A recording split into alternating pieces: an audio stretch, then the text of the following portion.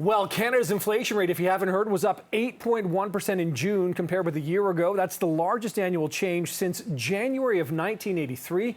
The inflation rate in May was 7.7%. Statistics Canada said price acceleration last month was largely the result of soaring gas prices, which are 50% higher than a year ago. So for more on all of this, we are joined live now by Robert Kavcic, BMO senior economist. Robert, thanks for joining us again. I think aside from the gas, which we know the prices have been soaring, that inflation over 50%, but also travel accommodations with the return of people traveling in June and less pandemic restrictions.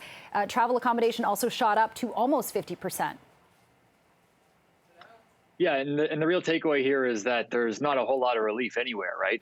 Inflation is very broad-based and high, so it's kind of coming at us on both fronts. And the Bank of Canada knows this. I mean, they know that inflation at 8% is not tolerable, and they're raising rates to account for that. They also know that the vast majority of prices that Canadians look at when they go out to the store, they go to book a trip or they go to the pump, are running well above their target almost across the board. So that's the issue we have here, and that's the one we've been dealing with for a while now. So Robert, what is BMO sort of expecting to see over the next sort of 6 months to a year or so? You know, certain banks and analysts are talking about potentially a recession in 2023 or a short-lived sort of contraction. Where do you see things going now? You know, with inflation this high, that is generally where we end up. Yeah, so this is a tough spot for the Bank of Canada to be in, simply because, I mean, let's be honest, policymakers left policy too easy for too long, and the consequence of that is now we have this inflation situation that they have to break. In order to break this inflation situation, what do we have to do? We have to raise interest rates, and we have to raise them quickly. And the consequence of that is we've already seen the housing market crack, and we've started to see a correction on that front.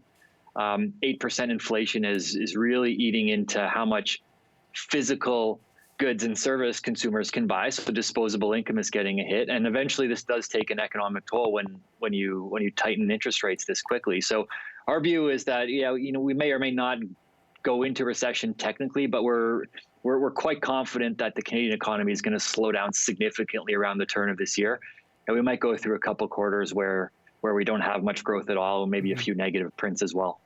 And Robert, what's your thought on, that surprise rate hike to 1% by the Bank of Canada a few weeks ago or last week? Can't exactly remember. I read that you're kind of thinking that will have quite a detrimental effect on the housing market in the future. It will, yeah, and it already has. I mean, it's already started. So even through June, the housing market was already correcting across most of the country, and then we throw another 100 basis points surprise rate hike on top of that. I think that just reinforces expectations among home buyers and investors that prices are going to be under some pressure here. So the second half of this year is going to be very slow. To add insult to injury, that 8% inflation print this morning just reinforces the idea that even after that last 100 basis point rate hike, there's probably still another 100 basis points coming at us through the rest of this year. So it's going to be tough grind for a while for housing, for sure. That sounds like it indeed. Tough grind for housing, the economy, and everything else. Robert Kavcic, thanks for being back here on CP24 Live at noon. Appreciate the time and insight. Thank you.